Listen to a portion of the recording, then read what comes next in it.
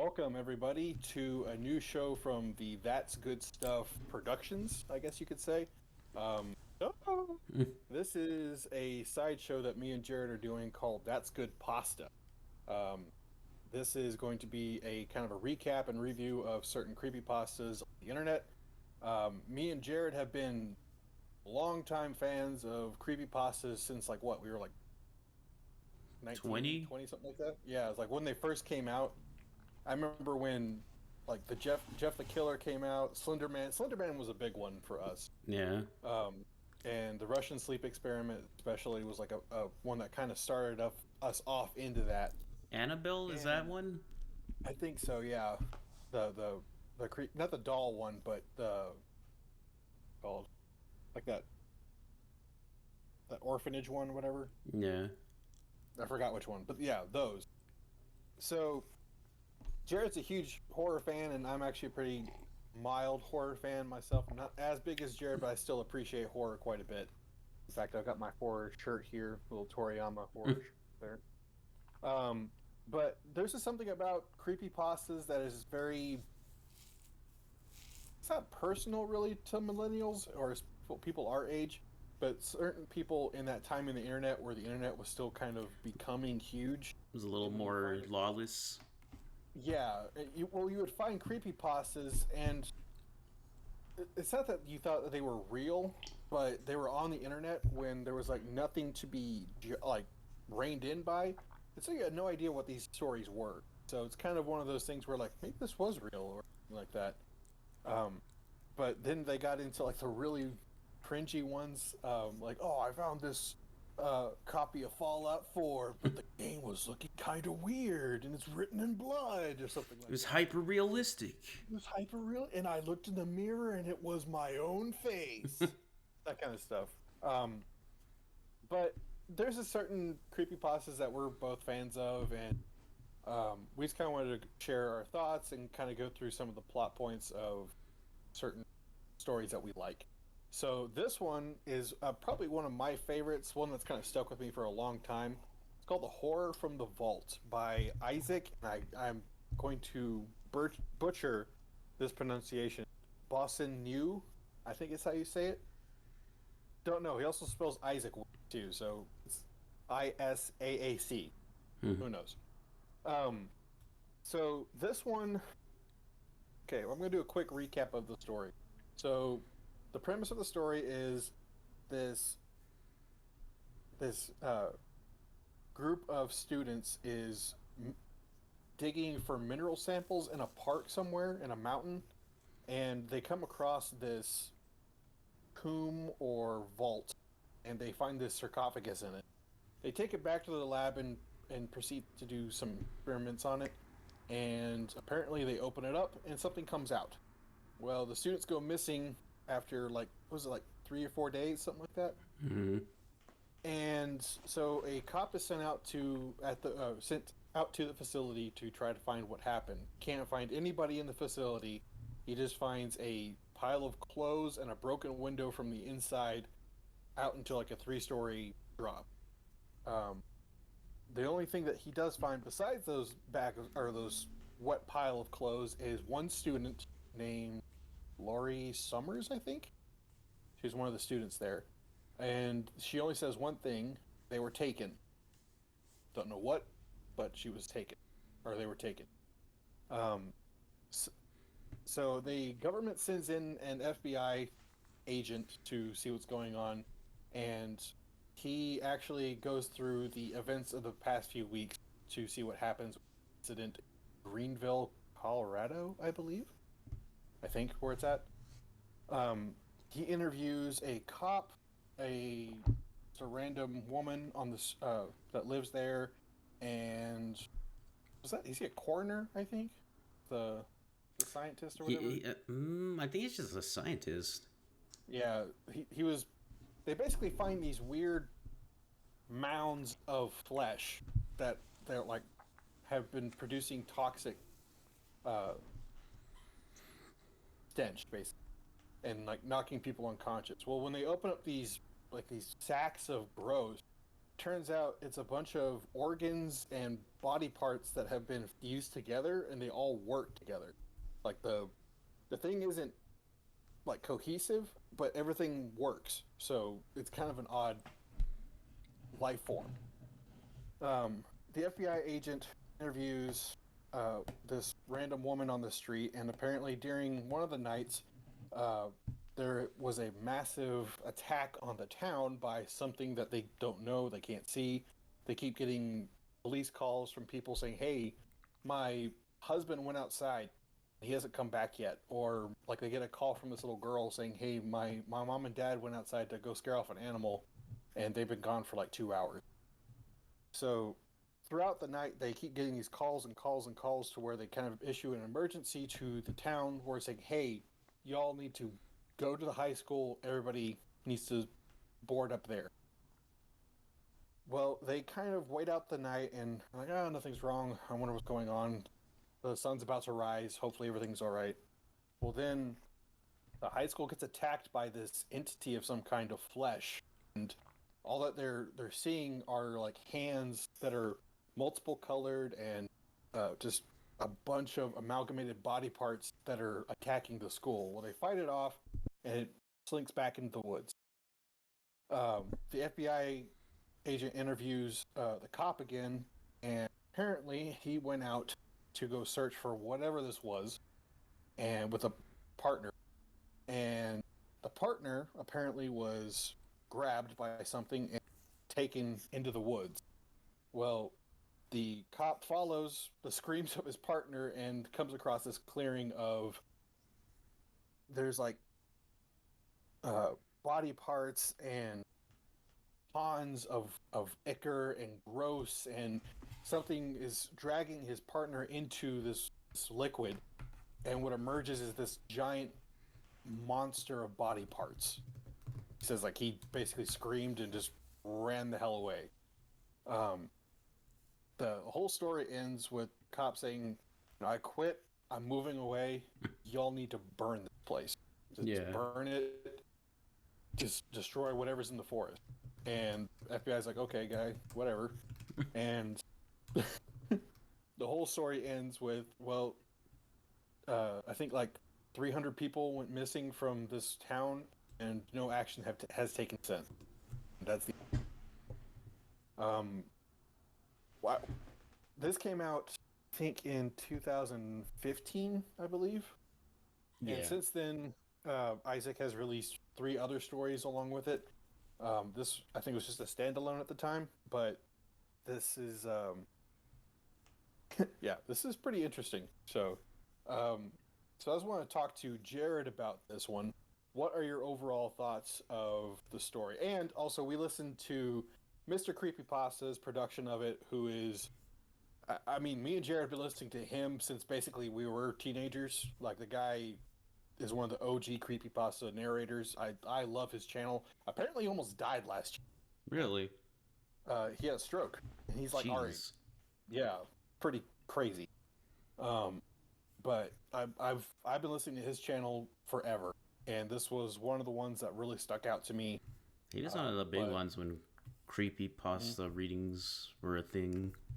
Yep, I don't know how big of a thing it is now, but it's not as big. It's a little more hokey now, in my opinion. But he still has a very consistent channel, and he's actually got some really good. So Jared, what do you think about this one? first, I wanted to ask, like, when I was first exposed to it, I think you were a fan of it already, and you told me to listen to it, and then I listened to it when I was an order picker at a warehouse, and so I was in the back by myself. Not by myself, but it's very seldom you see someone else. Very secluded, yeah. Yeah. And so sometimes you forget like what time of day it was in there. And Yeah, right. and I was just it was pretty I don't remember my thoughts back then. I remember liking it. This time around I liked it. I liked the concept and everything. And I don't know if it's the dialogue, but the officer was kind of off to me. Every other character is good. I even like the FBI agent. I really liked. He reminded me of. Did you ever play Detroit Becomes Human? Like Mm-hmm. the robot investigator. Robot guy, yeah. Yeah, he reminded me of him. But the officer had some. He was written like be a grizzled old officer that just like done with everything, and it came off just like yeah, Even like smokes, yeah. like that part when he's first interrogating him, and he's like, Mister, I forget his name, officer More. something more. Can you tell me the story? And he's like, don't rush me. And he like he's like, Officer Moore, can you get to it? He's like, you do not rush me. And I was like, he's like a Well, super villain I, or something. I love the lines like, "You guys are just as uptight as the movies say." I'm like, Yeah, that's an odd line, but okay. yeah. It's only him really that has some couple lines that you're just like, Well, the only one that like I like all the performances in this, like mm, for the most part, but this is one of my brother's favorites, and he I've listened to this like with him a few times, and we always crack up when they're reading the emails uh from the scientists. mm. It's that first line, Richie. Oh yeah. It's like, what? That was an odd line, dude. Yeah, the performances are good. I think it's just the dialogue or the way it was written. It's very okay. This sounds weird. It's very 2010s dialogue. You can Yeah. definitely tell it's a product of its time. And Um, we'll come across this more and more with CreepyPastas. I think this is yeah, actually a pretty well written one, but just his dialogue and and it's not like his whole part. It's in just certain parts, but yeah. it's a little Well, that's the lacking. thing. The guy that does the cop, he's great. Like Yeah, honestly, like I think he kind of holds up most of the story. But some of his lines, I'm just like odd. That's I do like the slightly cringe. yeah, I do like the part when he asks him. I like I like and don't like because I like when he's like, "Did you have any dreams, by the way, during this time or event?" And he's like, this is another part where he's like, "Why? Why would you ask me something like that?"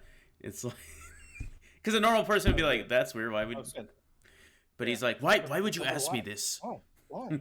Why? um, but I do like how they have like connected dreams, and I do like a lot of the imagery in this. He's like, it was one night, and the moon looked like a pussy like scab or something like that, and I was like, that's pretty cool.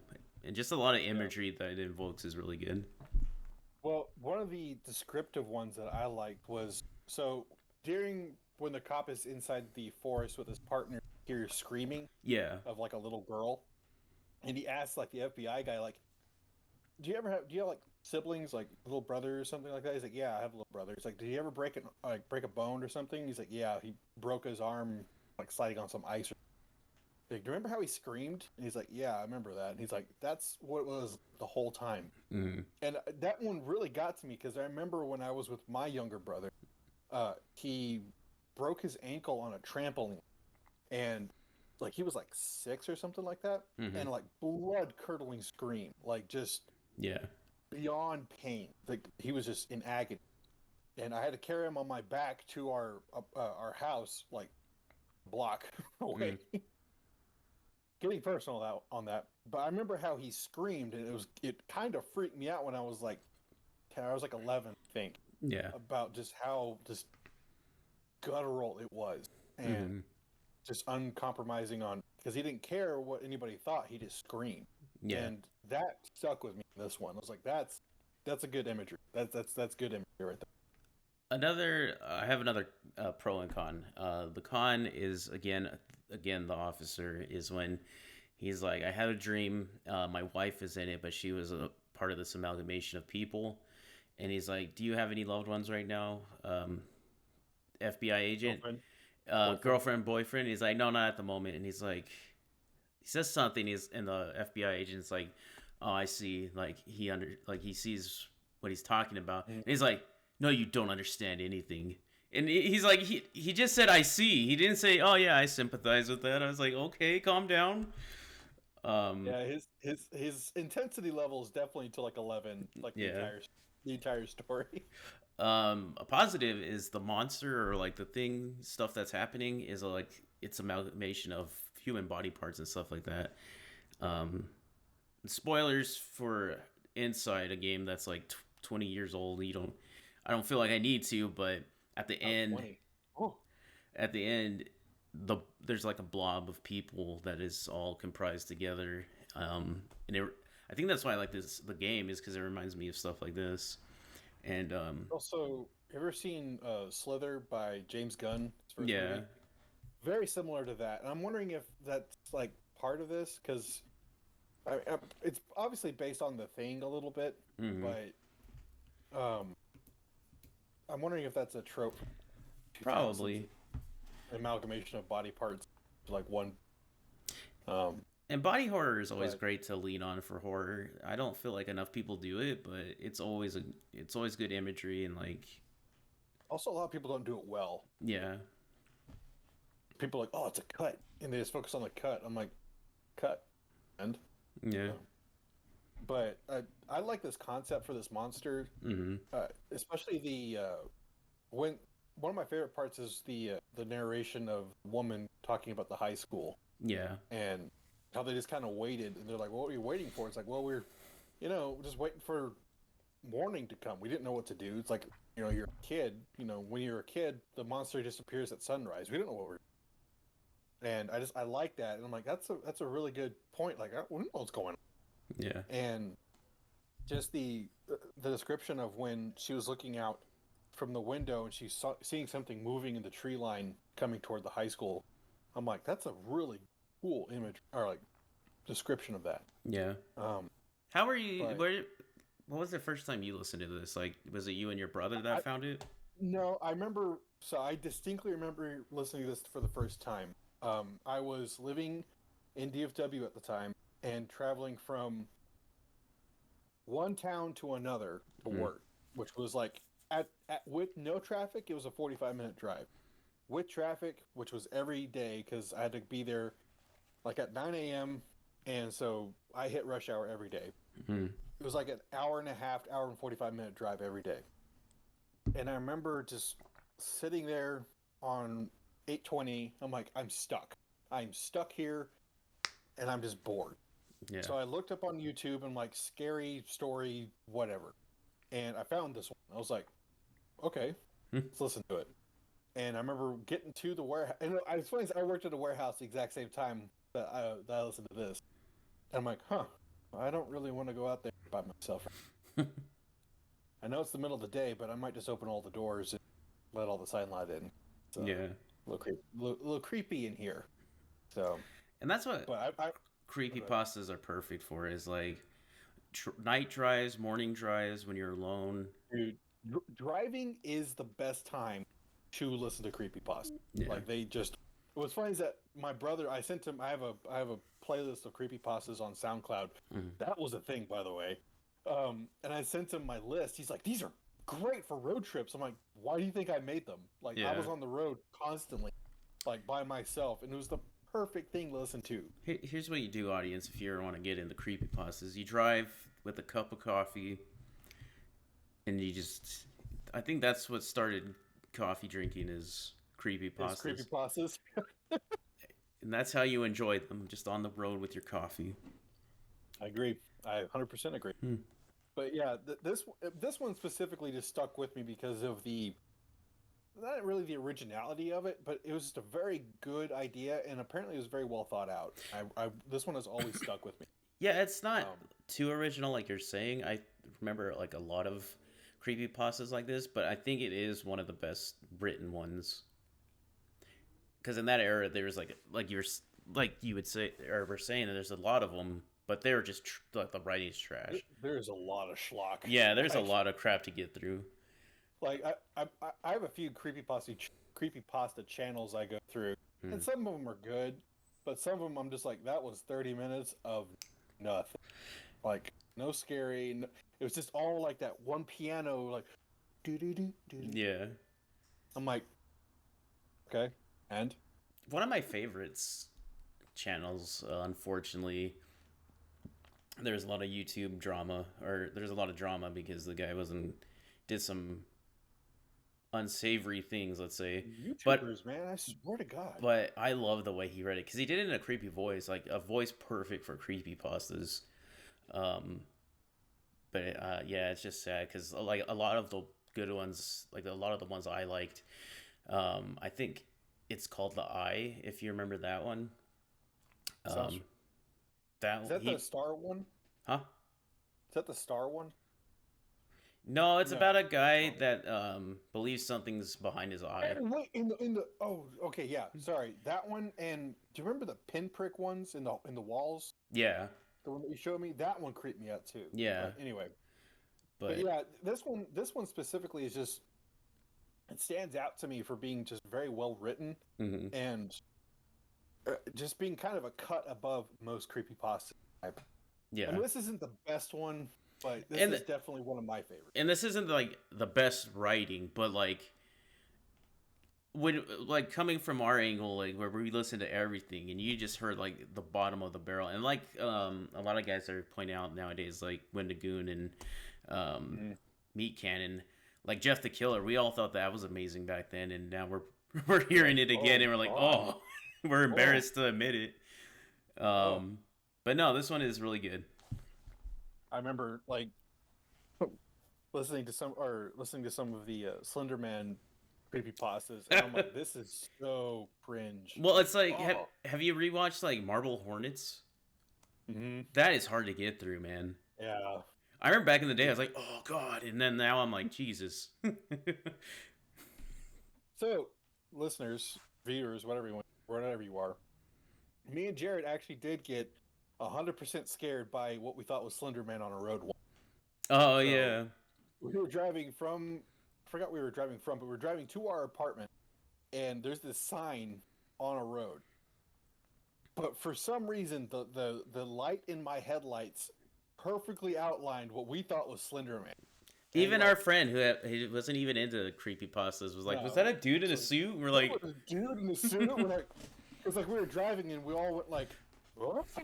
But I um, just remember that distinctly. Like, I got really scared back there for a quick second, and I think we all did. if we ever do a Slenderman episode, we need to tell the story about going up to the cabin. Oh my god! And like listening to all those weird creepypastas and that one documentary guy that was like from Ireland. He's like the Shindaman. Yeah, But yeah, this is one of my favorites. It's continued to be one of my favorites. I always and some people do ask me about like internet horror stories because they know that I'm into that. And I always recommend this one first, just to which is kind of a mean thing I think in the way. It's like this is kind of a high bar, and then yeah, you constantly search for something that's something like this, and it's very hard to find. But yeah. this one specifically stands out for being very, very good. Did you have? Did you want to tease them with the next one you're recommending, or do you want to? Yeah, I can recommend. I can tell you which one we're doing. It's called Confessions of a Deep Sea Diver. Next one we're doing. So if you want to check that out, a lot of these are going to be from Mr. Creepypasta. Mostly one. So reason I use him the most is one, he has a consistent upload schedule. Two, he doesn't delete hardly anything, That's nice. and three, most of his production, like his readings, are very very well done. Because you get some of Because these people are, but he has like a cast. Most guys yeah, just do it themselves. yeah, he puts a lot of thought into the readings and production of each of the stories that he does. Um, Especially for big ones like this, he's got one called Tales from the Gas Station. It's like 4 hours long. I We think that's might get the to that one. yeah. I remember that one the most from the past. Yeah, but we'll be getting to some of those hopefully. My It's gonna be interesting because I'm starting school up again, but I'm gonna try to devote one once every like 2 weeks or so to um because this doesn't take us very long, and me and Jared crank this out pretty fast. So I Yeah. hope you guys. Or do you have anything else for this? No. Jared? You can take it out. Cool. Well, guys and gals and whatever, I really hope that you guys have enjoyed this little shallow dive into creepy pastas with us. And again, this is That's Good Pasta, and we are from the That's Good Stuff Productions. So yeah, stay safe out there and creepy. Oh. Bye.